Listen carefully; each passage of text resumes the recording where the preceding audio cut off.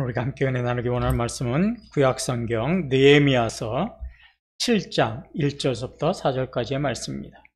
구약성경 느헤미야서 1절서부터 4절 7장 제약권성경 구약성경 745쪽 정도 있습니다. 제가 봉독해 올리겠습니다. 성벽이 건축됨에 문짝을 달고 문지기와 노래하는 자들과 레위 사람들을 세운 후에 내 아우 하나니와 영문에 관한 하나냐가 함께 예루살렘을 다스리게 하였는데, 하나냐는 충성스러운 사람이요 하나님을 경외함이 무리 중에 뛰어난 자라. 내가 그들에게 이르기를 해가 높이 뜨기 전에는 예루살렘 성문을 열지 말고 아직 파수할 때 곧 문을 닫고 빗장을 지르며 또 예루살렘 주민이 각각 자기가 지키는 곳에서 파수하되 자기 집 맞은편을 지키게 하라 하였느니, 그 성읍은 광대하고 그 주민은 적으며 가옥은 미처 건축하지 못하였음이니라. 아멘. 할렐루야. 네. 기도가 염려하신 덕택에 이제는 밥 잘 먹고 있습니다. 너무 걱정하지 않으셔도 될 것 같습니다. 예. 자, 사진을 한 장 좀 보도록 하겠습니다.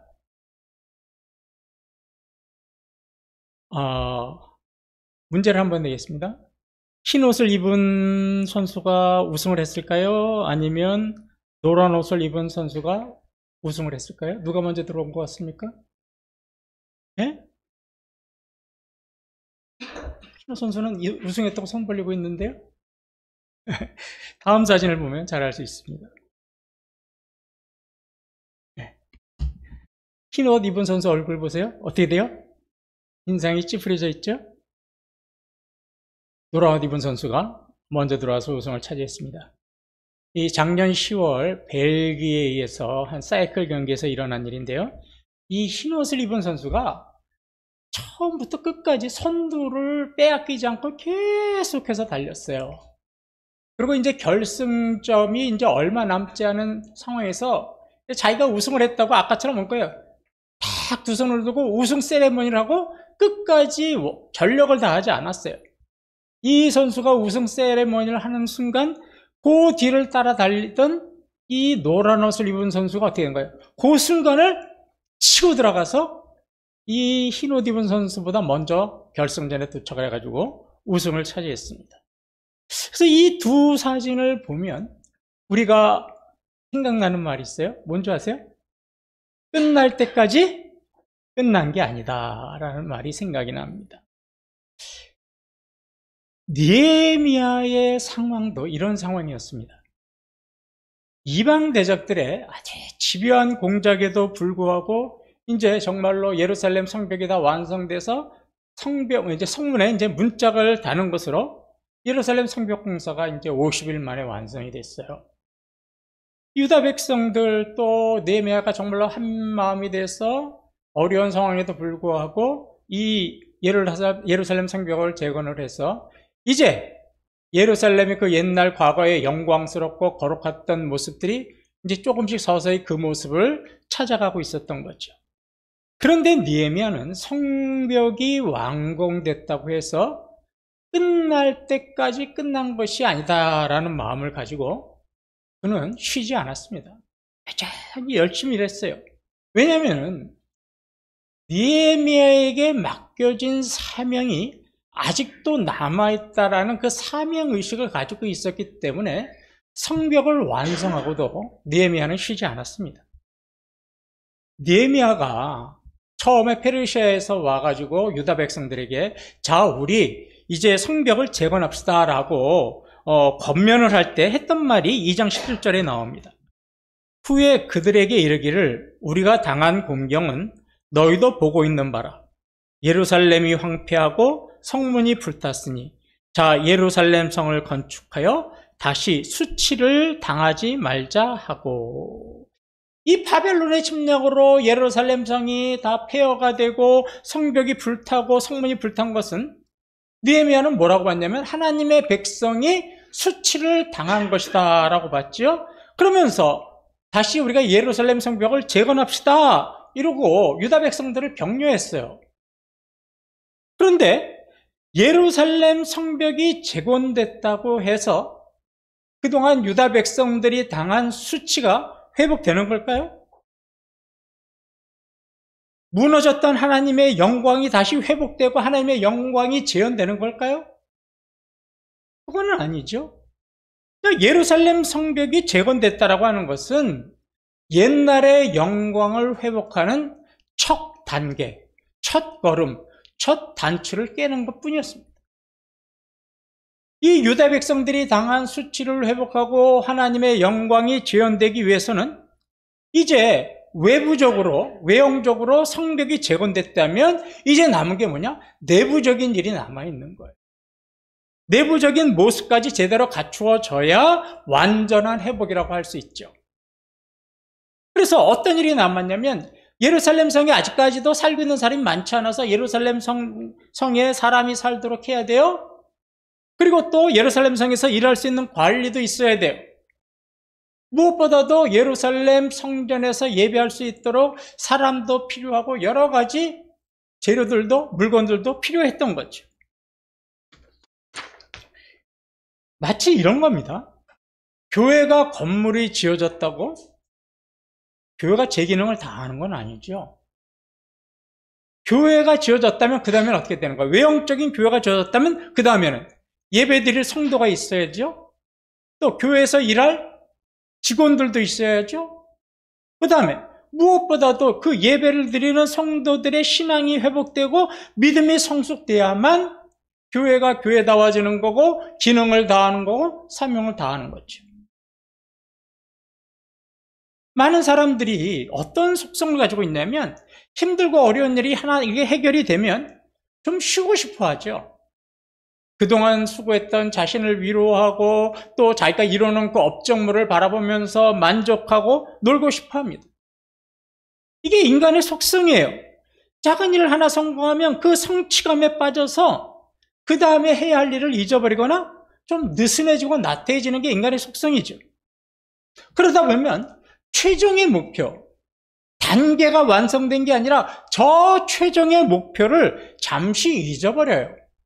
그리고 지금의 내가 이 이루어진 결과물에 만족하고 나태해지려고 하는 거죠. 이게 바로 인간의 속성입니다.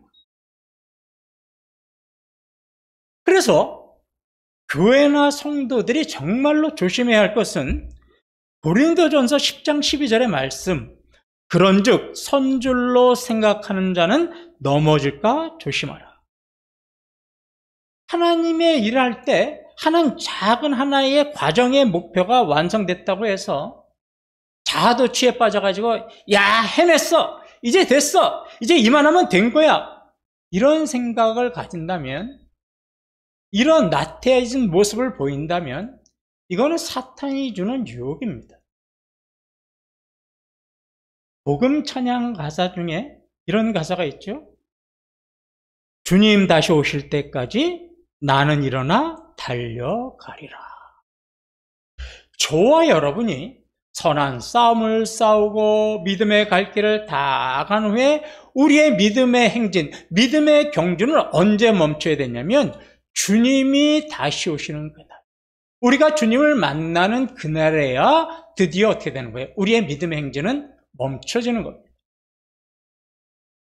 그때야 비로소 우리는 참된 안식을 누리고 참된 만족을 누리고 살 수 있어요. 그런데 문제는 그 길을 가는 동안 늘 사탄은 그 길을 달려가지 못하도록, 결승점까지 가지 못하도록 우리에게 유혹하죠. 우리는 그런 사실을요, 출애굽기에 나오는 출애굽 사건에서 잘 볼 수가 있어요. 자, 출애굽의 내용을 한번 보세요. 400년 동안 종살이 했던 이스라엘 백성들이 애굽에서 나오지요. 그래서 애굽에서 나와서 이제 홍해를 가로막고 있는데 그 홍해를 하나님의 은혜로 홍해가 갈라져서 홍해를 건넙니다.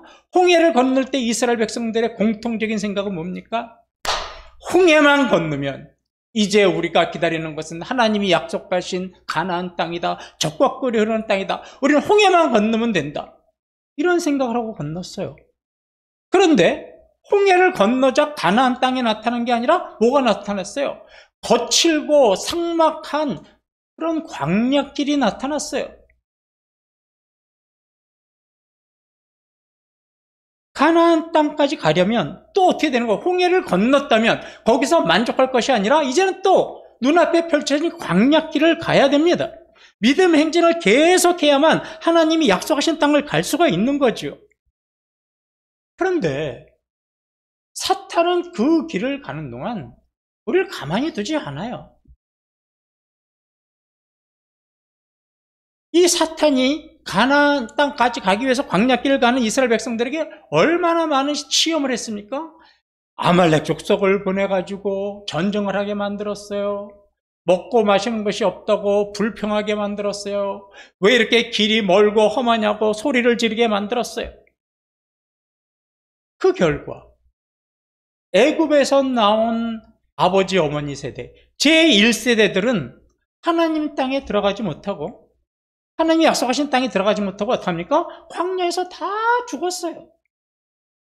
그들은 결승점이 가나안 땅인데 가나안 땅까지 믿음의 행진을 하지 못했죠. 왜요? 만족하려고 했고 불편함이 어려웠고 불평하고 불만했기 때문입니다. 저와 여러분의 신앙도 마찬가지예요. 자, 이제 우리 앞에 험한 산이 하나 있어서 그걸 어떻게든 넘었더니 그래서 좀 이제는 좀 쉴까 그랬더니 이번에 또 뭐가 나타나요? 험한 강이, 물살이 센 강이 나타나요.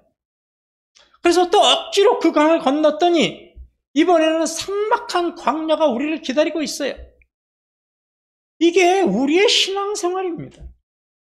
우리는 잠시도 쉴 틈이 없어요. 저와 여러분은 이미 예수 그리스도의 십자가의 보혈의 은혜로 구원받은 사람입니다. 우리는 천국 갈 사람들입니다. 우리는 이미 구원을 받은 사람들이지만 우리가 가야 할 길은 여전히 힘들고 어려운 길이에요. 그래서 그 길을 우리는 꾸준히 가야만 하는 사람들입니다. 그런데 어떻습니까? 가는 길마다 곳곳에 지뢰가 숨겨져 있어요. 밟으면 터지는 고난과 시련이 우리를 기다리고 있습니다. 그럴 때마다 사탄은 우리에게 어떡합니까? 출애굽에서 이스라엘 백성들을 그렇게 유혹했듯이 시험했듯이 우리를 불평하게 만들어요. 야, 그 길은 험한 길이니까 좀 편한 길로 가라. 이렇게 유혹해요. 그래서 우리가 이미 구원을 얻은 이미 획득한 믿음의 성도들이지만 우리가 그 믿음의 행진을 가는 때마다 우리는 어떤 갈등 속에 사냐면 야, 이 길을 내 힘으로 가야 되는 건가? 아니면 하나님의 은혜로 가야 되는 건가? 이 갈등은 죽을 때까지 이어지는 거예요. 내 힘으로 살 것이냐? 하나님의 힘으로 살 것이냐?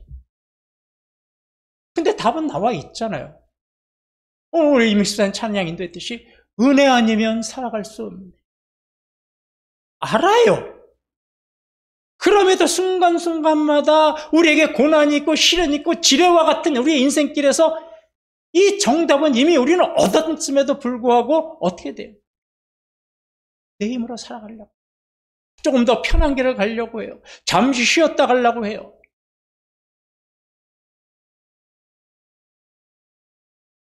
천국에 들어가는 그날까지 우리는 우리의 믿음의 행침을 멈춰서는 안 됩니다. 계속 가야 되는 거예요. 우리가 힘들고 어려울 때마다 사탄 우리에게 이렇게 이야기하죠. 아주 예수님의 말을 그대로 인용해요. 수고하고 무거운 짐진자여, 뭐가 그렇게 바쁘냐? 좀 쉬었다가 가라. 충분히 시간 있다. 여기서 좀 쉬었다가 몸도 마음도 좀 여유 있게 하고 그리고 추스리고 가라. 이러고 유혹을 해요. 사탄은 절대로 저와 여러분에게 하나님의 일을 멈추라고 하지 않아요. 왜요? 우리는 벌써 구원을 얻은 자이기 때문에 그 말이 우리한테는 씨알도 안 맥혀요. 그런데 무슨 말에 넘어지냐면 쉬었다가 가도 돼요.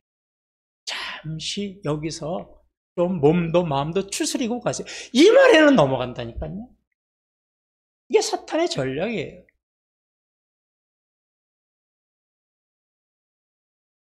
쉬었다가 해도 늦지 않아요. 지금 당신이 하는 일 충분히 잘하고 있는 거예요. 믿음이 있는 거예요. 교회 일 잘하고 있어요. 그러니까 여기서 조금 쉬었다가 가세요.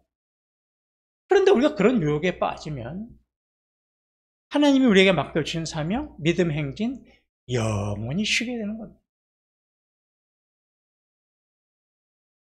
여호수아서 11장 22절에 이런 말씀이 나옵니다. 이스라엘 자손의 땅에는 아낙 사람들이 하나도 남지 아니하였고 가사와 가드와 아스돗에만 남았더라. 여호수아 시대 때 여호수아와 이스라엘 백성들이 가나안 땅에 들어가서 모든 그 가나안 족속들을 점령하지 않습니까? 그런데 자, 지금 이 사진에서 보듯이 이 가나안 땅이에요. 전체를 다 점령을 했어요. 95% 이상을 가나안 족속들을 다 진멸하고 그 땅을 차지했어요. 그런데 뭐만 남았냐면 빨간 동그라미 친 저 가드, 가사, 에스돗이라고 하는 조그마한 도시, 이 세 도시만 남았어요. 이것만 점령하면 이제 100% 점령하는데 요 한 5%도 안 되는 조그만 거를 남겨놨어요. 그리고 이스라엘 백성들은 여기서 전쟁을 멈춰요. 그리고 뭐라고 이야기하냐면, 야, 이제 우리가 95% 가나안 땅을 점령했으니까 이만하면 됐다. 자, 이제 좀 쉬자, 좀 즐기자. 아우, 쟤네들 우리가 마음만 먹으면, 우리가 손끝 하나만 움직이면 저들 우리가 다 물리치고 점령할 수 있어. 그러니까 걔네들 신경 쓰지 말고 우리 좀 쉬자. 이렇게 생각했어요. 아주 교만한 마음을 가졌던 거죠. 그래서 이 가사와 가드와 에스돗이라는 땅을 그대로 남겨뒀습니다. 그런데 훗날에 가사와 가드와 아스돗에서 누가 나타나냐면 블레셋 사람들이 나타나요. 이게 블레셋의 본거지예요. 이스라엘 백성들이 블레셋에게 얼마나 곤욕을 치르고 얼마나 고통을 당했습니까? 아마 이스라엘 백성들은 블레셋 그러면 이를 아마 지근지근 갈았을 겁니다. 너무나 힘들게 해가지고 핍박을 당했어요. 왜요? 그때 요 남은 세 도시마저 점령했다면 그들은 그런 어려움을 당하지 않았어요. 여러분, 저와 여러분의 신앙도 마찬가지입니다. 스스로 자신의 신앙을 보면서 스스로 만족을 해요. 아유, 이 정도면 내가 됐어. 이 정도 신앙이면 뭐. 아유, 내가 목사인데, 내가 장로인데, 내가 권사인데, 내가 교회 몇십 년 다녔는데, 스스로의 자신의 신앙을 자신이 만족하고 스스로 자기의 신앙과 직분의 자아도취에 빠져요. 특히 목회자가 그런 위험이 참 많습니다. 그러면 어떻게 됩니까? 자만에 빠지기 시작하니까 기도하지 않아요. 말씀 보지 않아요. 경건생활 게을리해요. 영성훈련을 멈춰요. 그럼 어떻게 됩니까? 사탄의 유혹에 그냥 넘어가는 거예요. 그럼 어떻게 돼요? 블레셋에서 당했던 고난을 우리는 그대로 당하게 되는 겁니다. 우리의 영성이 낮아지고 신앙훈련이 게을러지면 충분히 이길 수 있는 그런 유혹과 시련조차도 어떻게 되는 거예요? 거기에 무너지고 마는 거예요. 자, 좀 더 구체적으로 현실적인 예를 하나 좀 들어보죠.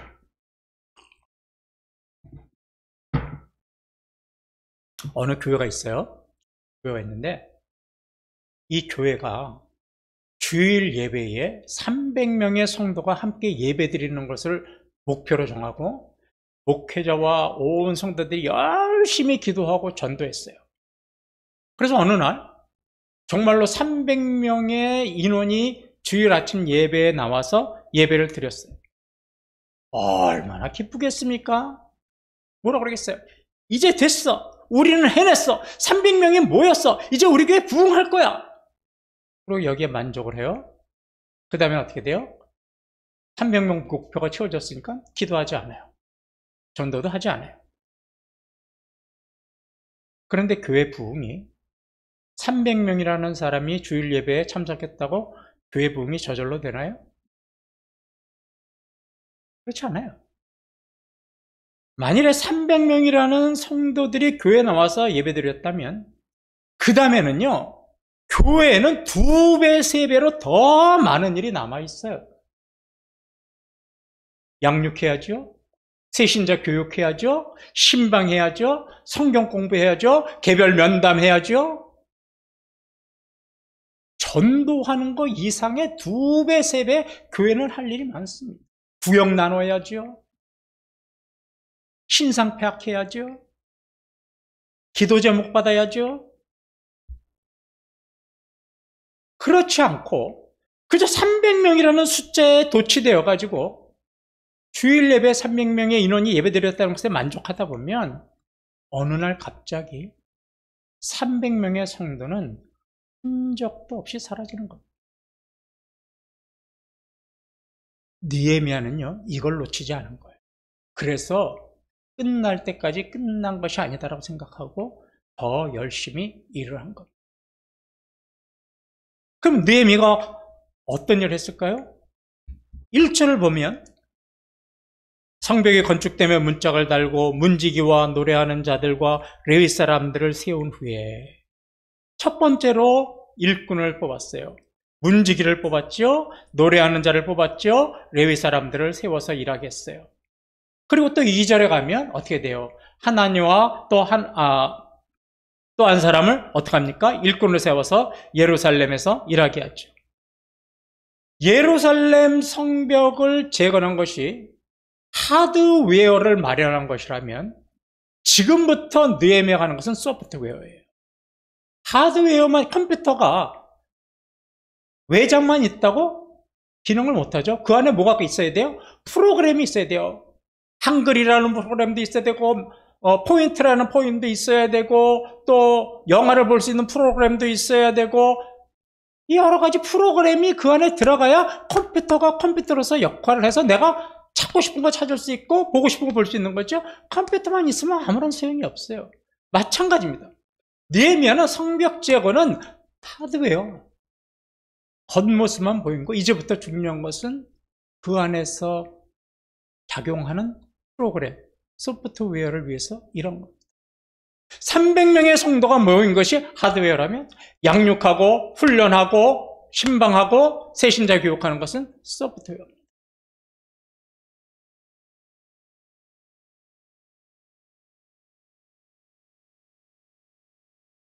느헤미야가 제일 먼저 누구를 세웠어요? 문지기를 세웠어요. 문지기가 하는 일이 뭡니까? 하수꾼이죠. 문 지키는 사람이에요. 문지기가 하는 일이 뭐예요? 문 앞에 딱 서가지고 신분증 좀 봅시다. 유대 백성 통과. 신분증 없어요? 들어오지 마세요. 이게 바로 문지기가 하는 일이죠. 왜요? 예루살렘 성은 거룩한 성이에요. 아무나 들어올 수 있는 성이 아니에요. 장사로 들어오는 사람 스톱. 가세요. 집에 가세요. 나 오늘 예배 드리러 왔습니다. 통과. 문지기가 이거 하는 일이었어요.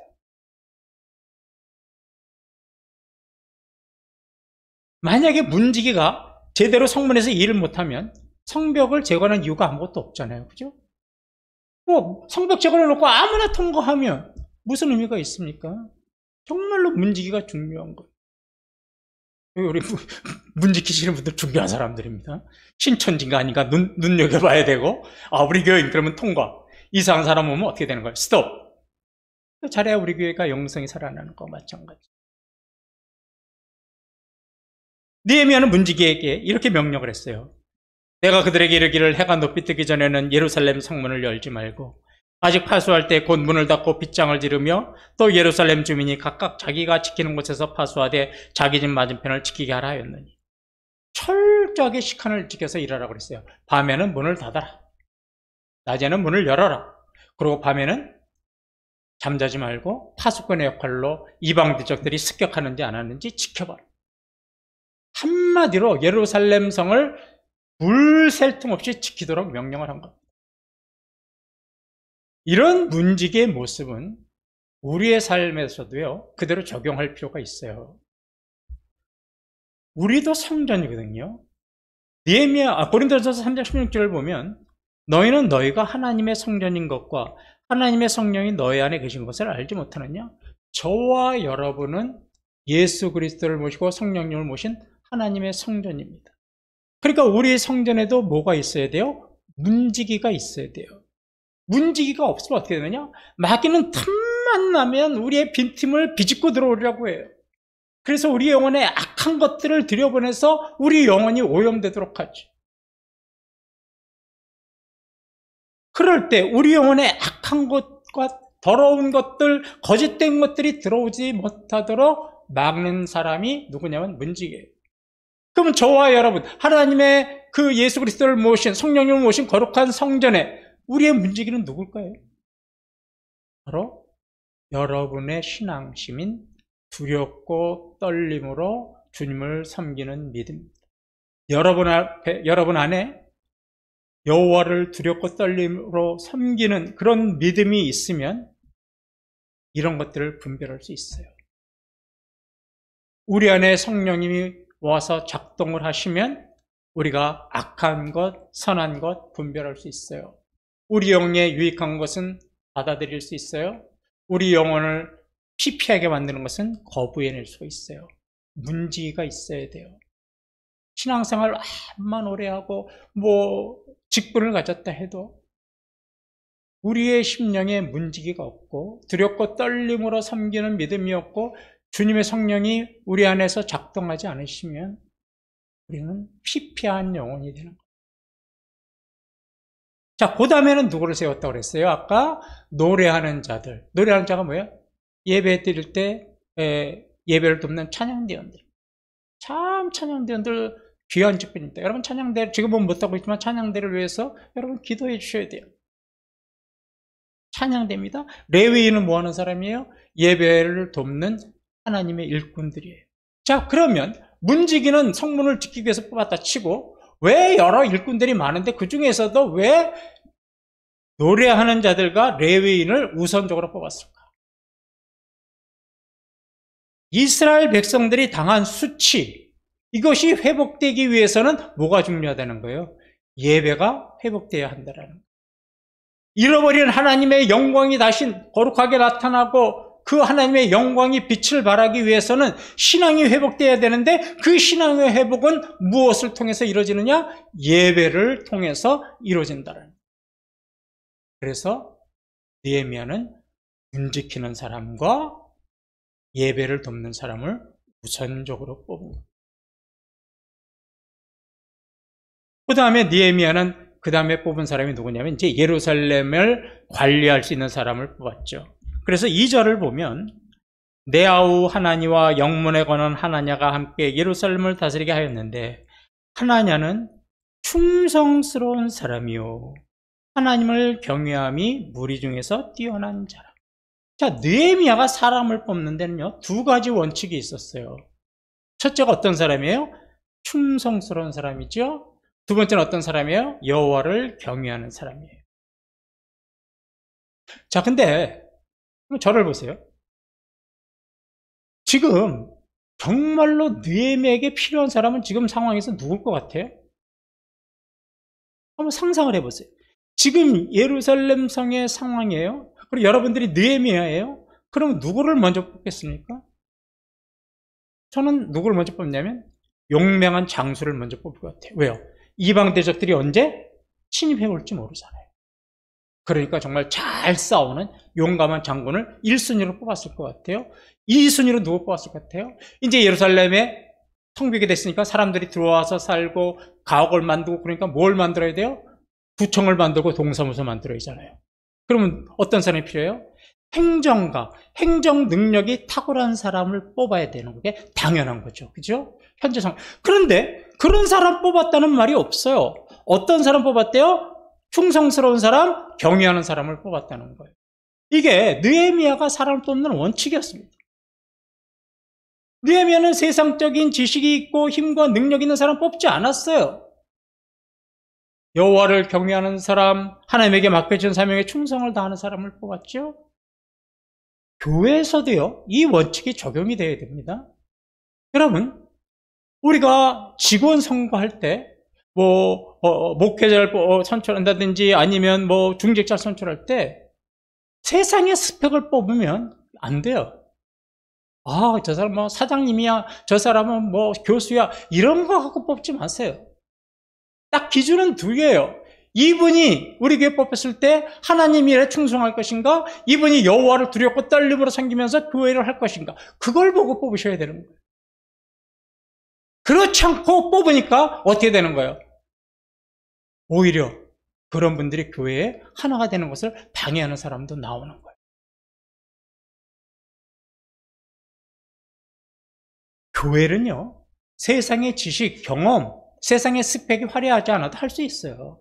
왜냐하면 교회 일은 사람이 하는 게 아니에요. 누가 하는 거예요? 하나님이 하시는 거예요. 그러니까 무학자들, 전혀 아무것도 배우지 못한 사람들, 세상에 스펙이 하나도 없는 사람도 하나님의 일 충분히 할 수 있어요. 왜요? 하나님이 사용하시면 하는 거예요. 오히려 그분들이 더 열심히, 더 충성되게 일해요.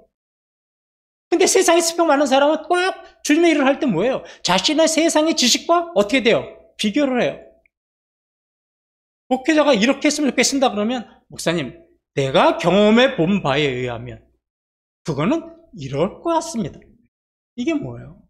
목회자는 믿음으로 가지고 이야기하는데 세상 것을 견주어서 거기에 브레이크를 걸어요.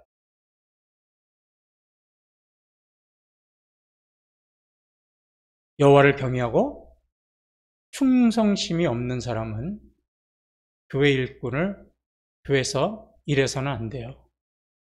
또 일을 할 수도 없어요. 그래서 주님이 우리에게 하신 말씀 있잖아요. 맡은 자에게 구할 것은 충성이니라. 말씀을 맞추죠. 느헤미야가 성벽을 완성하고도 만족하고 쉬지 않고 계속해서 주님이 맡겨준 사명을 감당한 이런 모습은 오늘 우리 교회와 우리 사랑하는 성도님들이 본받아야 될 사항입니다.